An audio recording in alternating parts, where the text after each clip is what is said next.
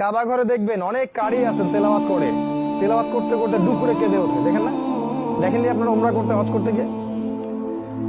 মদিনায় দেখবেন অনেক আলেম, অনেক কারি ছিলেন, ওদের অনেক আলেম এখন অবশ্য জেলেও আছে, ইসলামী রাষ্ট্র বলে কথা, তাই না? তো দেখবেন আলেমদের চোখ দিয়ে দর দর করে পানি পড়ছে, কোরআন তেলাওয়াত করছে, পানি পড়ছে। একবার আমাদের নবী মুহাম্মদ সাল্লাল্লাহু আলাইহি ওয়াসাল্লাম একজন সাহাবীকে ডাকলেন, তার নাম আব্দুল্লাহ ইবনে মাসউদ রাদিয়াল্লাহু আনহু। ডেকে বললেন যে আমার সামনে একটু কোরআন তেলাওয়াত করো তো শুনি।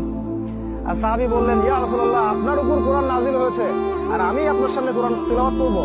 এটা তিরমিজিতে আছে হাদিসটা। তখন আল্লাহর রাসূল সাল্লাল্লাহু আলাইহি ওয়াসাল্লাম বলেন, আমি অন্যের মুখ থেকে কোরআন তেলাওয়াত শুনতেও ভালোবাসি।